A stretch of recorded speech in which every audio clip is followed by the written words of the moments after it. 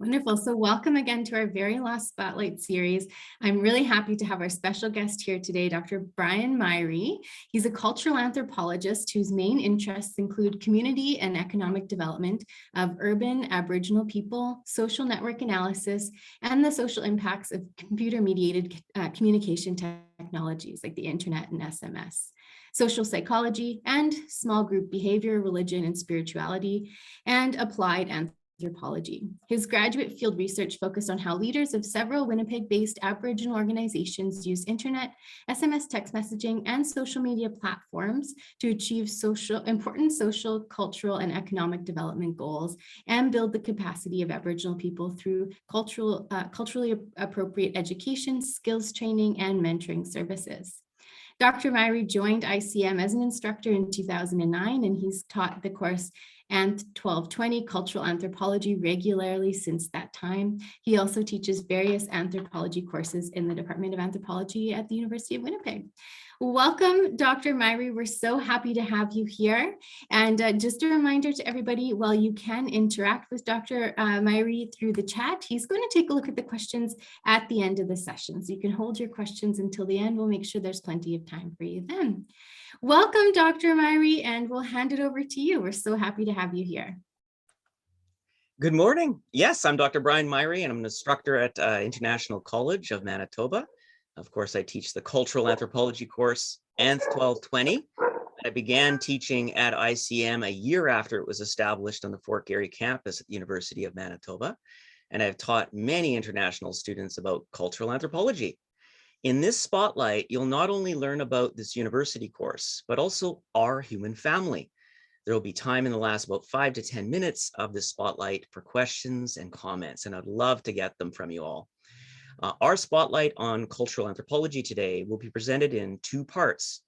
The first part of my presentation showcases and situates the study of cultures in humanity, both ancient and modern, within the field of study of anthropology. It asks questions, what makes us human?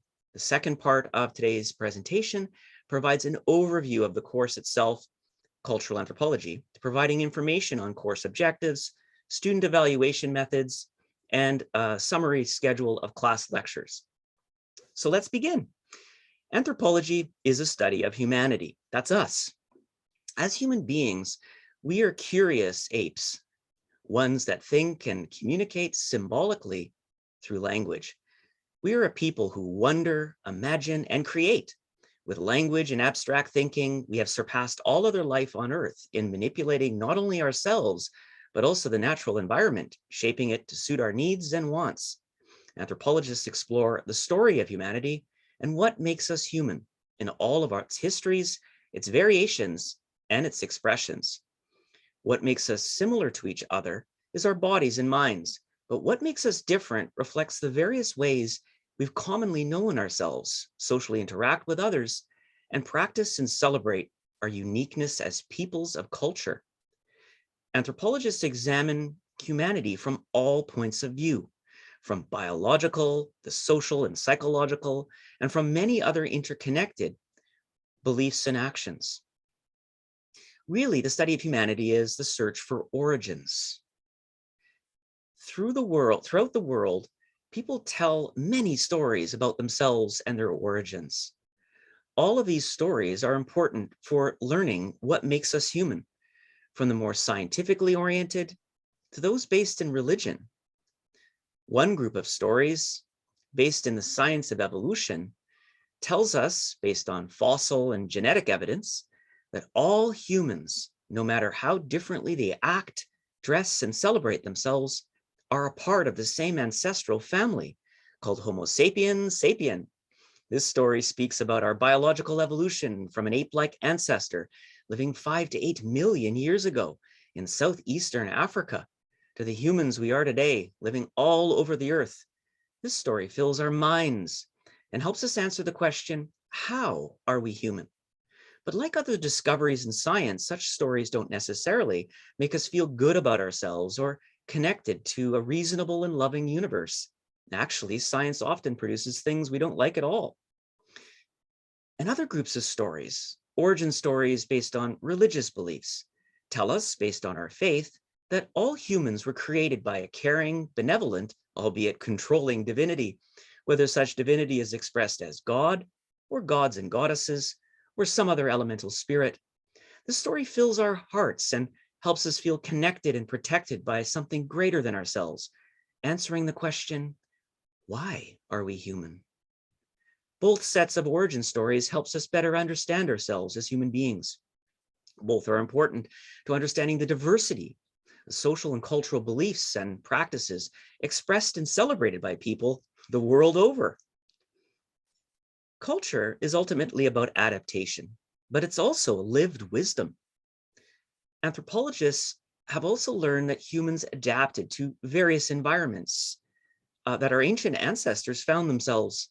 Some lived and utilized plant and animal species found in Arctic climates, building shelters and making clothing and tools and to accommodate their needs there. Others adapted to tropical and subtropical environments, and still others to temperate environments. Their knowledge, tools, clothes, and food systems aligning with available resources. Some lived in coastal regions and others inland on grasslands, forests, and hills, and the mountains of the world. These adaptations led to both physiological differences between humans in the way that we look different from one another, and social cultural differences based on social identity, custom, and behavior. For instance, and you probably already know this, those living in warmer climates with greater levels of sunlight developed over time in many generations darker skin color due to the prevalence of melanin in skin that acts as a natural UV protection. Those in cooler areas of the world with lesser levels of sunlight developed a fair skin color with, of course, less melanin in the skin to allow for the minimal levels of sunshine needed to produce vitamin D necessary to maintain bone health. Other physiological or physical differences arose as well, including differences in nose shape, with wider, flatter noses being associated with greater heat and humidity, and longer, thinner noses associated with cooler, less humid air. Together, these physical differences produce many what today refer to as racial differences between humans, but they're only skin deep, with other behavioral and social adaptations making up the most meaningful and fundamental and indeed interesting differences between different ethnicities and cultures of humans of the world. The social cultural differences existing between different ethnicities and cultures of humans are very fundamental and have everything to do with how we know ourselves and others, our social roles and relationships, our obligations and our beliefs and our actions that ultimately define our group and individual identities as peoples of Earth. The way we act and how we think, how we treat each other, the values and identities we share are all ultimately made up. They're stylistic fictions about ourselves that we in our groups have accepted as truth and reality. Culture is mostly the meaning and significance we assign ourselves and use to understand the world around us, but it is vital to our existence and adaptation to the world around us as well. Without consensus or agreement in behavior and belief, our ancestors would not have worked together to adapt to the physical environments they found themselves, nor solved problems and shared in a common humanity, defining and justifying their survival. We have a lot to thank for our ancestors, indeed, all of our ancestors.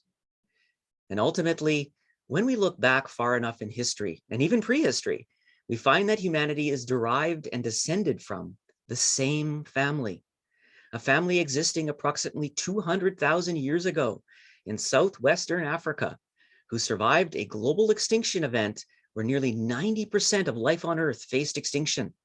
This small group of nearly 5,000 nomadic Homo sapiens knew how to live with less all along, and thus were able to cope with extreme hardship so as to pass on their genes and physiologies and, of course, customs and identities to others in Africa.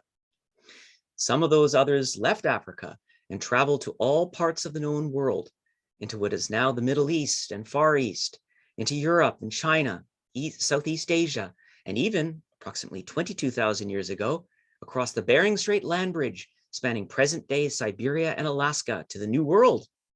And of course, as our various ancestors traveled following animal herds and adapting both physically and culturally to the environments they found themselves, some settled and became the peoples of various parts of the world today. Data for the journey, or information, is found not only in the fossils of our ancient ancestors found by archaeologists throughout the world, but also in our genes. For all humans living today share 99.8% of their genes in common with all other living and dead peoples of the world. Earth's peoples are one family indeed, our human family. Together, the collective knowledge expressed, celebrated, and practiced by the peoples of the world represents a tremendous wisdom concerning life on Earth. Wisdom that not only helped our ancestors survive long enough to pass on their genes to us today, but also their customs and traditions and identities that are at the core of social and cultural similarities and differences existing between various groups of people. Such practices and beliefs are very important to us as people and may be called upon in the future to cope with and solve and reimagine ways of living in the world when we face similar extinction events in the future, whether from global warming or other catastrophes caused by us. These wisdoms may also be shared with each other so that we collectively, as one human family, accept and honor our roles as Earth's stewards and protectors. To preserve these cultural wisdoms, we must learn about each other's and accept each other's differences and similarities, and allow people to express and celebrate and maintain their cultural diversities and uniqueness. There's also benefits of applying what's called cultural relativism and a holistic understanding of our human family. Cultural anthropology teaches you about all of humanity, focusing on contemporary living peoples all around the world and the various cultural institutions defining and regulating human life. From economic practices to families, to systems of political organization and religion and language, all of these practices must be understood in relationships with one another. We must understand them holistically, and in each cultural case, with cultural sensitivity, acceptance, and understanding. To be an anthropologist, we must learn to practice cultural relativism, meaning that we should, without bias, assumption, or prejudice, learn about and accept each other's cultural identities and practices so that we better understand ourselves as human beings. Only by setting aside our preconceptions of others, our own cultural understandings, can we truly learn from each other. There are no primitive or advanced cultures, and all cultures are equally capable and important to the people who understand and practice them. As cultural relativists, we can truly learn about and appreciate all things making us human, from all points of history, societies, and even biology. For ultimately, we are one human family, reflected in many behaviors and belief systems. That's the end of part 1. Part 2 is an overview of my course, Cultural Anthropology, Anth 1220. And I would welcome every one of you to take my course if you would like. First, a course description. This course is an introduction to the central concepts and theories and methods used by anthropologists to understand culture and linguistic diversity. The capacity to create and sustain cultural understandings is unique to humans. Culture is central to human adaptations to physical and social and psychological environments. Cultural anthropologists use the concept of culture to account for a tremendous variety of practices and beliefs that appear throughout the world. By comparing cultures cross-culturally, this course examines and compares the various ways humans experience and understand their activities. Students will become more aware of the cultural influences on their own ways of thinking and their behavior, and to acquire skills and frameworks for informing themselves about other ways of life. Here are the objectives of my course, the goals. This course introduces students to various subdisciplines of anthropology, specialties, with a focus on cultural anthropology and linguistics. Students learn about their own cultures, but also other cultures found around the world. This course helps students question and critique our common ideas of the meaning of normal social life, custom, and practice. Through applying cultural relativism in a holistic perspective, students learn to observe, participate, and explain, without judgment, the various cultures, found throughout the world. Here's an overview of my course lectures and what is involved in being my student. Attendance and active participation during regular lectures is highly encouraged, if not mandatory, for student success. Students should actively record notes on what they learn in class lectures, as well as keep up with their assigned textbook and article readings. This is a key to success as a student in my class. How am I going to evaluate you? Students will be evaluated and graded based on their participation, completing 2 midterm tests that are each worth 20% of your overall course grade. A final examination held during the examination period at the end of the term, worth 40% of your overall course grade. Weekly Revel textbook chapter quizzes worth 5% of your course grade. Weekly Moodle quiz questions worth 5% of your course grade. And a written assignment called the Cultural Survival Lab worth 10% of your course grade. One of the most exciting and creative exercises in my course is the Cultural Lab, where students imagine and create on paper a new society based on what they learned about cultural systems in this course.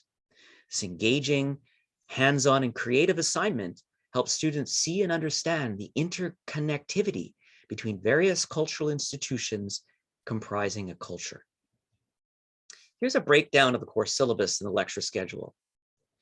Lectures in this course are 4 hours in length. I know it's long, but are broken up with a 15 to 20-minute break halfway through.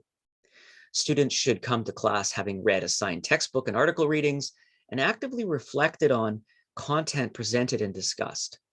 Students should also take notes on information learned in course lectures, as I often provide students examples and explanations that help to elaborate or further explain concepts, terminology, theories, and of course, the cultures of the people described in the readings.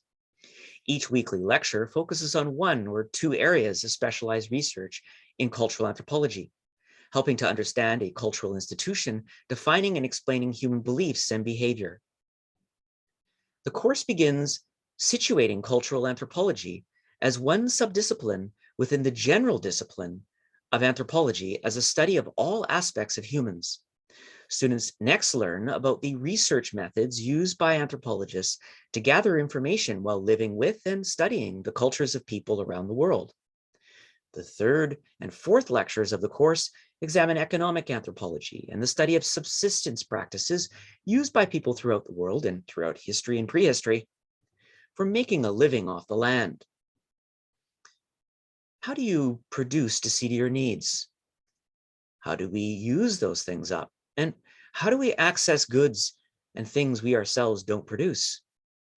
In this 5th lecture of the course, students learn about demography, or population science, to understand how various economic subsistence practices impact and produce certain populations of people, with some systems such as hunting and gathering producing smaller mobile populations, and others such as agricultural systems producing larger, more sedentary populations.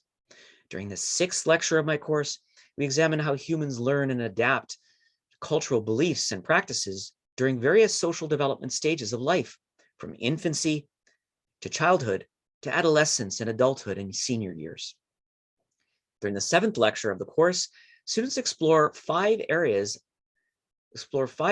of medical anthropology to understand health and wellness cross-culturally, and learn ways that biomedicine and procedures may be improved by an understanding and awareness of specific cultural beliefs informing people's understandings of health globally. Then in lectures on kinship and domestic organization, we finally examine family and domestic life and how it varies cross-culturally, from the descent and marriage systems utilized to households that humans reside. Considering that most of us spend the majority of our lives with others we live with, a great deal of culture is learned and lived with others. Political anthropology is the focus of our 10th lecture of the course. Here students learn about the various political behaviors and social groups organizing your social norms and societal rules, as well as the systems in place for directing and controlling memberships in groups. From smaller nomadic bands to larger sedentary states, many systems of politics organize and inform our beliefs and behaviors. In the second last lecture of the course, we explore religious beliefs and practices, as well as the rituals organizing our beliefs in the supernatural, whether the supernatural is conceived and made sense of as God, various gods and goddesses, or more elemental spirits. Religion, like economics and political systems and kinship, form the fundamental basis of all human culture and life. But remember, we can't understand one without looking holistically at how it is interconnected with other cultural institutions.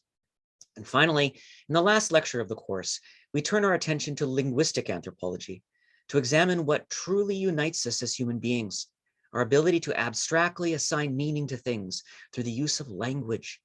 We explore a fundamental debate between linguists concerning relationships between culture and language. How does one affect the other or influence it? It is in their joining that we learn that language and culture are truly what make us human. And then there's, of course, the importance of cultural anthropology and understanding and appreciation of cultural systems. Given how global the world has become, no other discipline has such a cross-cultural and disciplinary application. Knowledge in anthropology is useful for knowing all things human and may be integrated into any academic and or professional pursuit you decide to apply yourself. I look forward to meeting you all as my future students, should you register for Anth 1220 Cultural Anthropology at the International College of Manitoba. Thank you, everyone. If you have any questions, I would love to field them right now. Thank you so much, Dr. Myhre. What an interesting look into your course in intercultural anthropology. I really enjoyed that overview. And it looks like we have a student to have a question here. Bibi. Bibi would like to know, how does anthropology help human beings keep their eye on their own lives? Interesting question, Bibi. The study of anthropology, when you compare other cultural systems and practices, they tend to stand out because they're different often, right? And so that piques our curiosity. And then we start to ask people within those cultures questions about the things that they themselves have taken for granted and maybe just don't even think about very much anymore. And then you explore that and you get to understand what people do and how they think, what is normal in that culture. By doing that, that light allows us to use the same sets of questions on things that we ourselves in our own culture have taken for granted and have accepted without thought or even reason. Things like gender, what men and women and others do within their cultures, why certain people have more advantages than others, why certain traditions and customs are in place, things that we were just told, this is how you act, this is what you believe, and we don't think about them anymore. But once you stop to think about those things, it opens up kind of like a plethora, many different areas that you can explore about yourself and about your own culture and your own practices you never even thought worthy to be talked about. Things often you think are just natural to just being you, that are something that you've learned over time. It's sort of like language. When you're fluent in a language, you don't stop to think about, when did I not know this language? When was I not fluent? Because it's so gradual, it becomes natural to you. It becomes a habit. And culture is really about habit.